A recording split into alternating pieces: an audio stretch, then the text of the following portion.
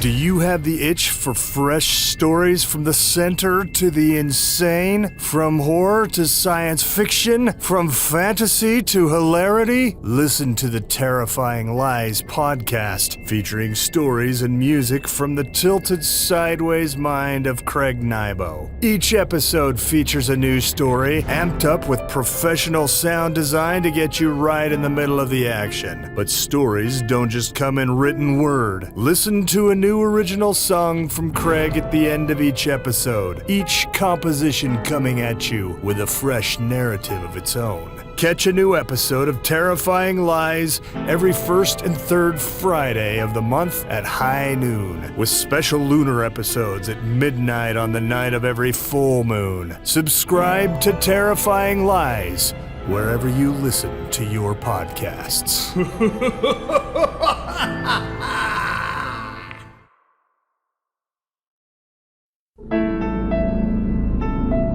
The Terrifying Lies podcast, with music and stories by Craig Nybo.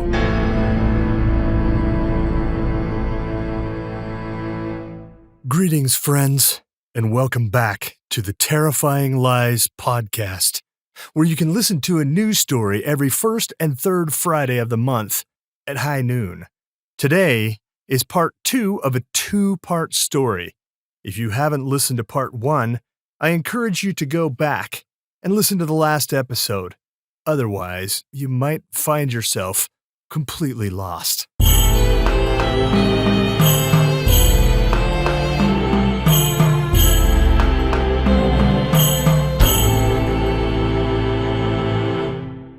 This is Hostile Takeover, Part 2 of 2, written and performed by Craig Nybo.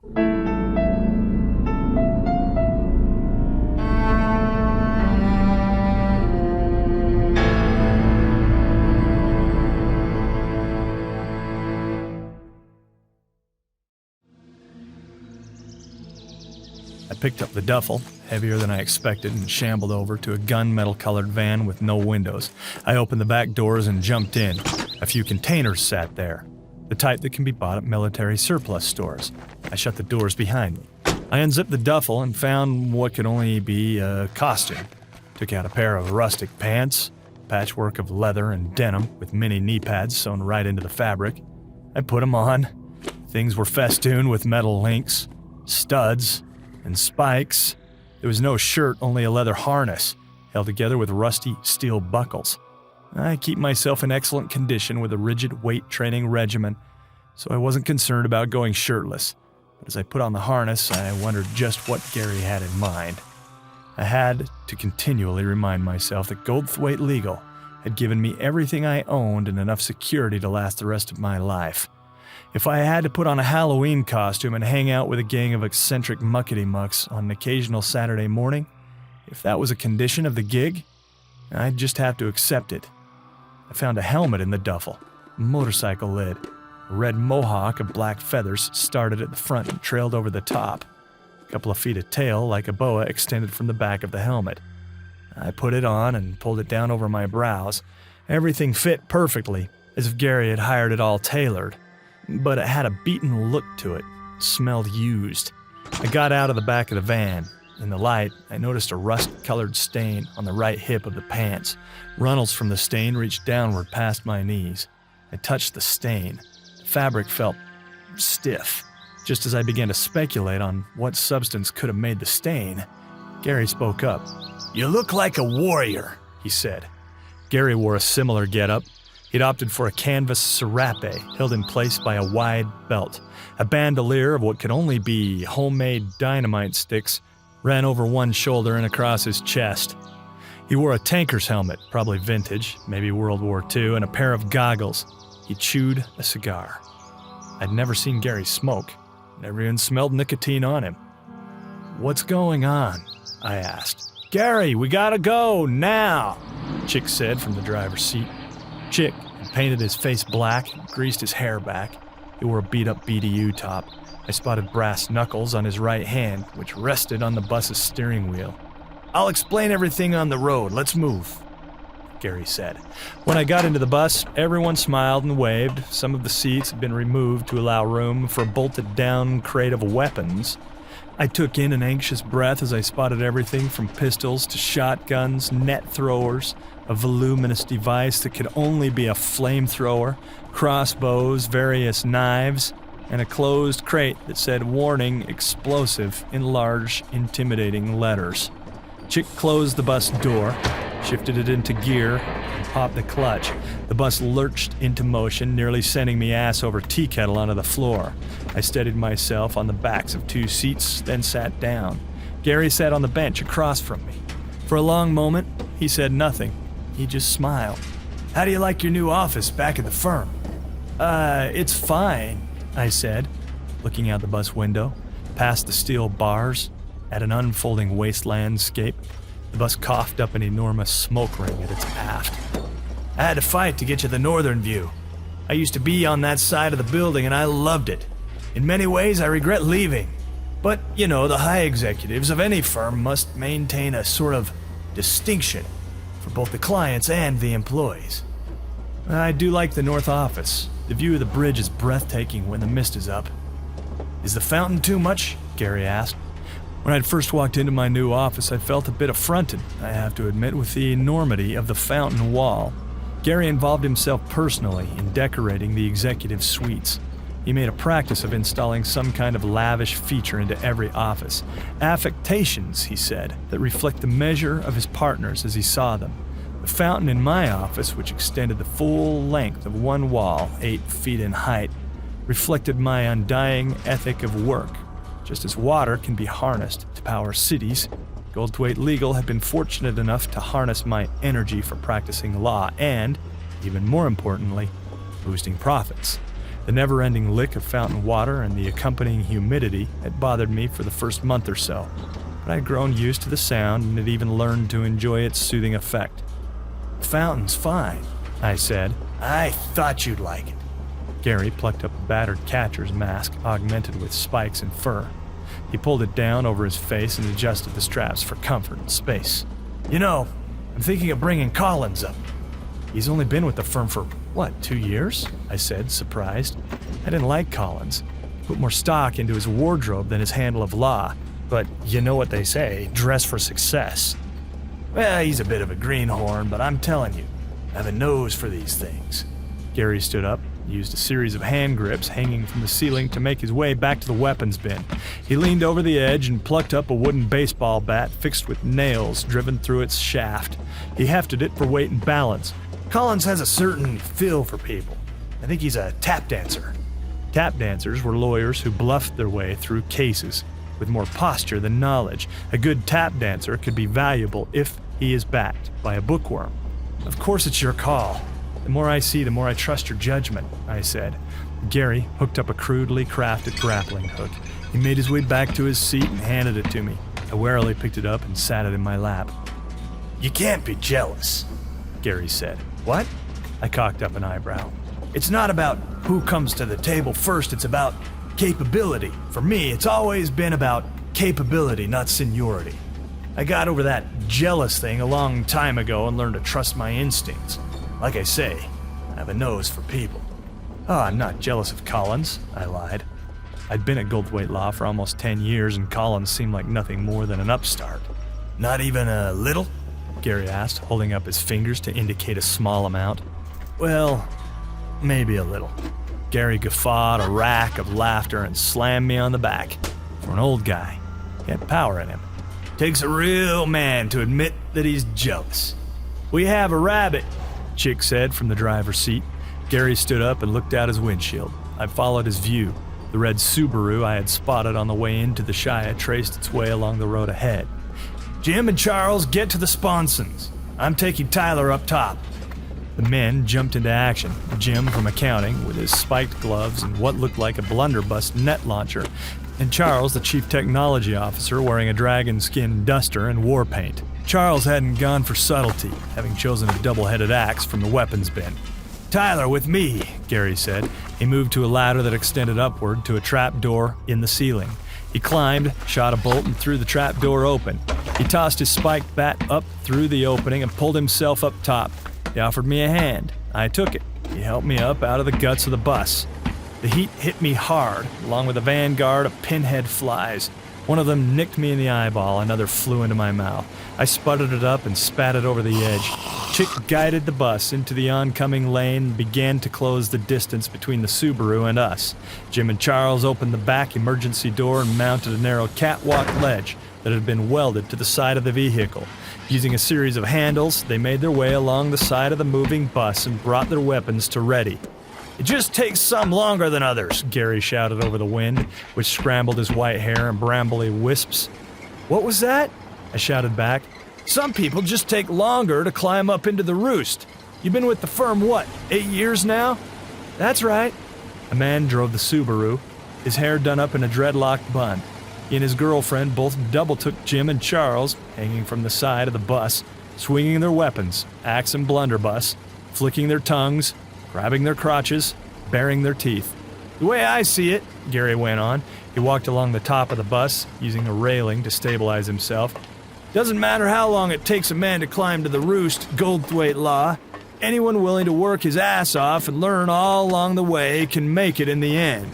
I've launched more successful careers than I care to count." Charles swung with his double-headed axe. He cut a rowdy slit in the trunk of the Subaru. The girlfriend screamed. The boyfriend, now bug-eyed with fear, put on the gas. Chick compensated by increasing the bus's speed. I lost my balance and fell. I snapped a hand down on the rail, catching myself before sliding off the roof onto the pavement below. Gary offered a hand. I fumbled for it. He pulled me up. I heard a series of thwacks as Charles kept swinging at the Subaru. Something shattered, a visualized safety glass imploding onto the couple inside. The Subaru launched forward. Chick threw the wheel sideways and slammed the bus into the side of the red car. I lost purchase again, slid under the rails. I let my grappling hook go and clapped both hands down on the pipe, barely catching myself. I looked down at the zipper line painted on the cheese grater pavement below and held my breath. I looked up at Gary just as he finished touching off a stick of dynamite with his cigar. He let the fuse burn for a moment, keeping his eyes on the Subaru. "Grab the handle!" Jim shouted from the sponsons below. He pointed his blunderbuss at a grip screwed into the side of the bus. I reached for it, clamped down hard. I let up on the rail and slid down onto the catwalk next to Charles. Kaboom! An explosion opened a crater not far ahead of the Subaru, Gary's dynamite.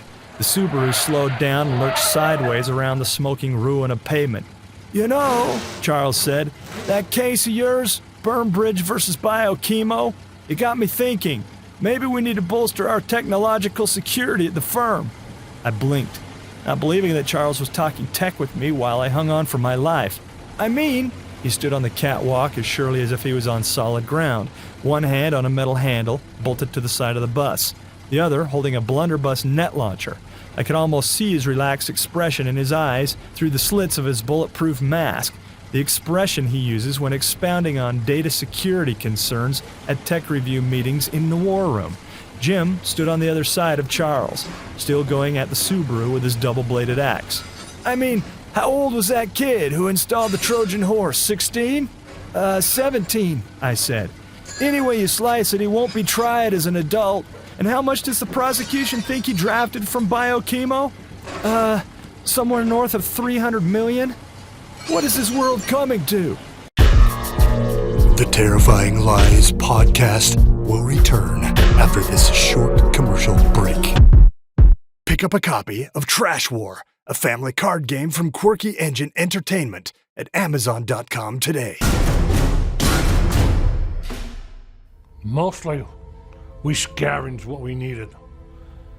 Galvanized steel pipes for spear handles, stone-sharpened rake tines for close combat. We became good at turning plowshares into swords. And oh, how we fought. Like demons we fought. We fought for honor, for glory, for comfort and space. Mostly we fought because there was fighting to be done. When there's fighting to be done, if you ain't man enough to pick up the sword and answer the call, well then, you ain't man at all.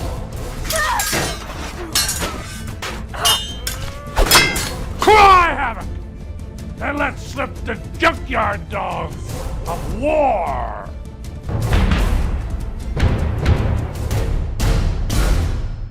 Pick up a copy of Trash War, a family card game from Quirky Engine Entertainment at Amazon.com today.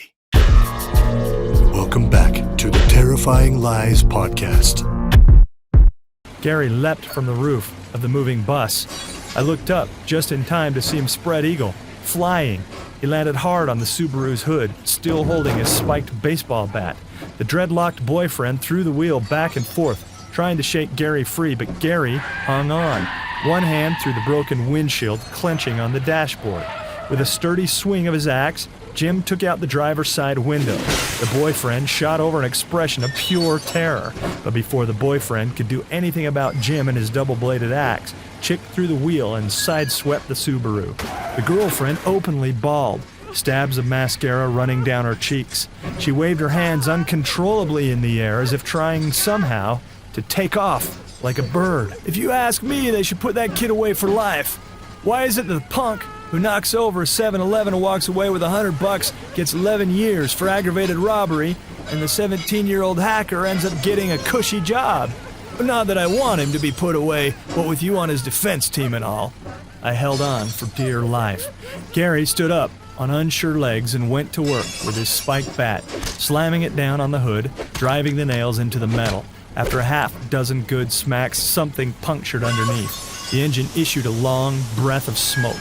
The boyfriend said something to his girlfriend. She nodded as she listened to his quick plan.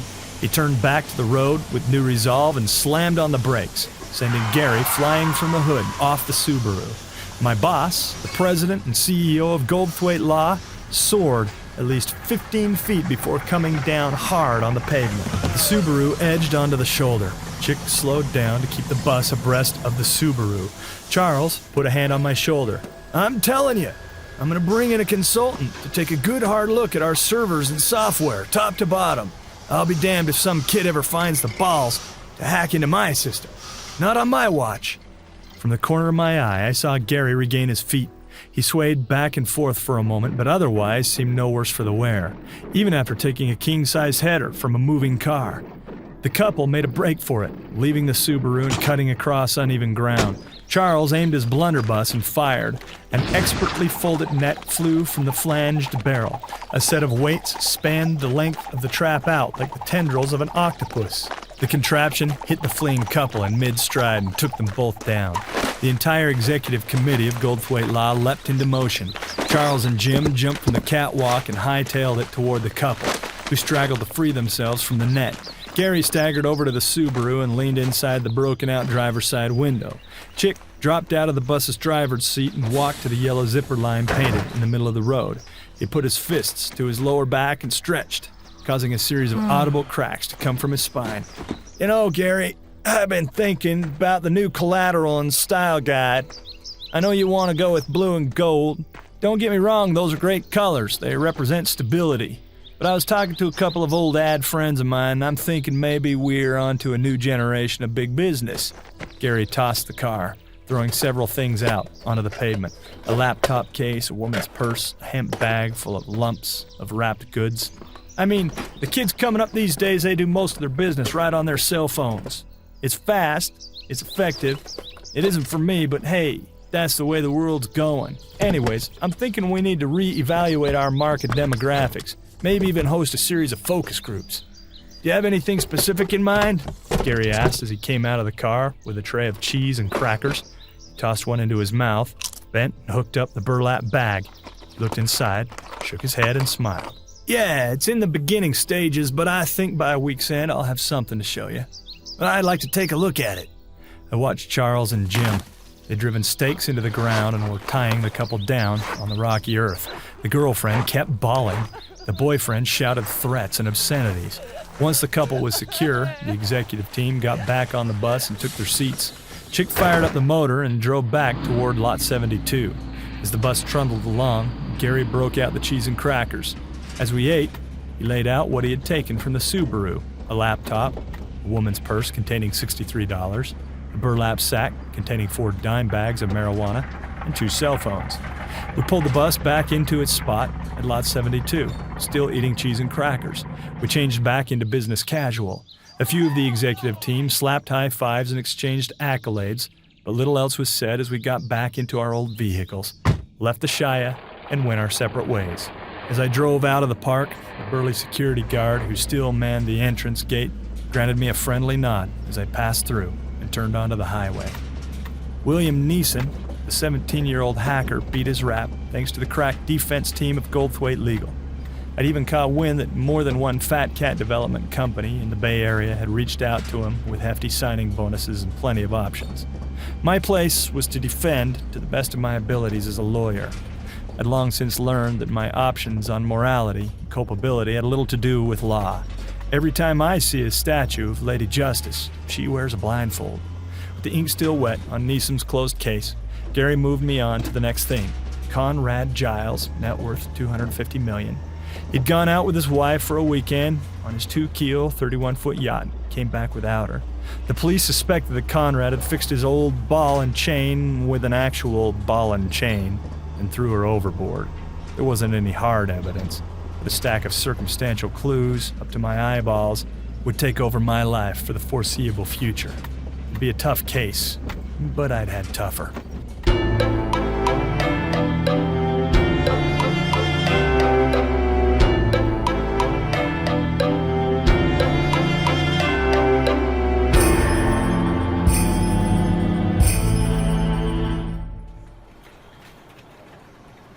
I got up from my desk, made my way to the executive restroom to relieve myself of the 4 cups of coffee I had drunk since arriving at work. Just as I drew my executive key to admit myself into the sanctum sanctorum of urine and defecation, out came Roger Collins. Based on what I saw in his hand as he exited the washroom, he hadn't been alone at the trough. Collins held a gold-leafed envelope inscribed with the calligraphic words, "Hostile Takeover Fraternity." He looked up at me, perplexity in his eyes. I smiled. I wasn't jealous of Collins, even though he had reached the roost in less than 2 years, 6 years quicker than me. I might have even winked at him before passing him and going into the executive washroom. He walked toward his own corner office, looking down at the gold-leafed envelope in both his hands.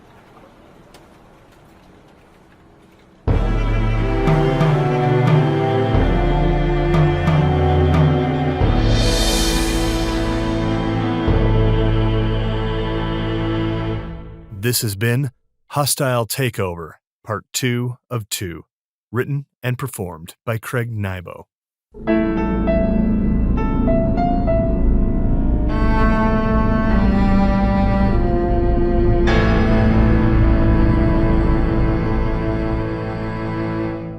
Most creators have several projects open in at least some state of completion. I am no exception. Several years ago, I thought it would be awesome to record an album with a completely stripped-down ensemble. I chatted with 2 of my very best friends about it. Keith Moon, yes, he is a drummer, and his name is Keith Moon, and Rick Neff, an incredible tenor sax player. Both of these guys play in the Rust Monster band. You can stream Rust Monster's music on Spotify, Amazon Music, or anywhere you listen to music, by the way. When I explained the concept of an album that only used 3 instruments, that can only play 1 pitch at a time, although I suppose drum kit plays more than 1 drum at a time, they both latched onto the idea. The album would consist of only 3 instruments: drums, electric bass, and tenor sax, with vocals on top. The album would have no frills. Its raw sound would bring exposure and vulnerability to each instrument. Unfortunately, the album still isn't finished, but it will be someday. Today, I present one of the finished tracks from that album. This totally unreleased song goes by the title, "This Thing Ain't a Race," and I think it's appropriate to today's story. Fast car, shining star, big house, trophy spouse, steel jaw, snapping claw, distaste for lower states, sarcasm, arrogance, surgery, a peacock prince, disregard for innocence, a shrewd sense of finance, second home and to the peak, self-fame,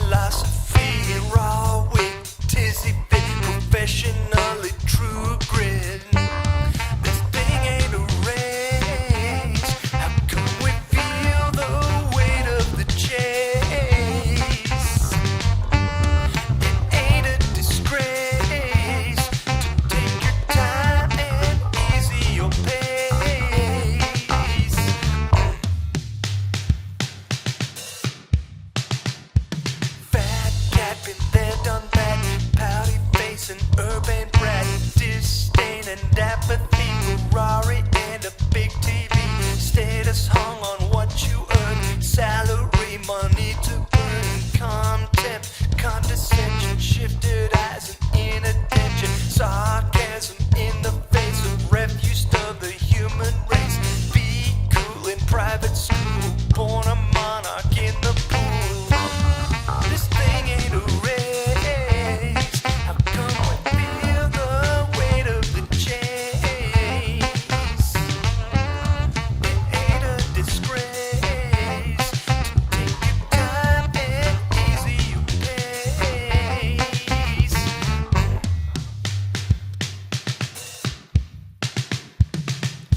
Aspirational straw man, your finish line is a dead end.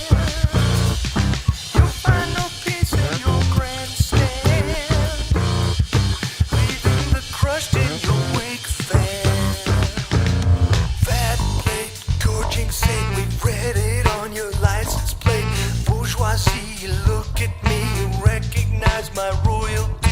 Stake your share, take it all. Find the populace banal. Laugh at them, their vapid views, and postulate your higher rules. Doubt your dogma, put it up. Pour your censure in a cup. Serve it out for all to take, and let them drink, let them eat cake. This thing ain't a race. How come we feel the weight of the chase? It ain't a disgrace to take your time and easy your pace.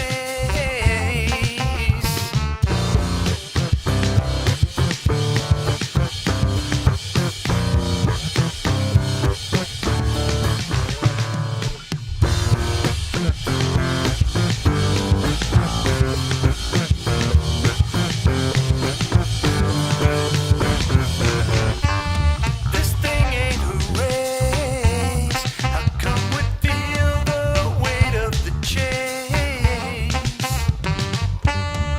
It ain't a disgrace to take your time and easy your pace. This thing ain't a race. How come we feel the weight of the chase? It ain't a disgrace to take your time and easy your pace. This has been This Thing Ain't a Race, composed by Craig Nybo, performed by Craig Nybo, Rick Neff, and Keith Moon.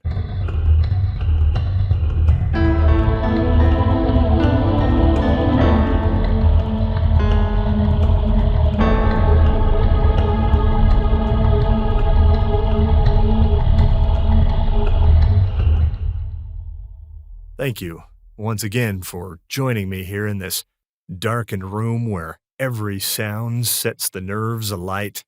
I have to say, it's a rare joy to have you with me here in the dank where somewhere the constant drip of something abnormal and fetid taps its rhythmic cadence in the background. Until next time, I wish you sweet dreams, or should I say, sweet nightmares. This has been the Terrifying Lies podcast. Please come again. You're welcome here.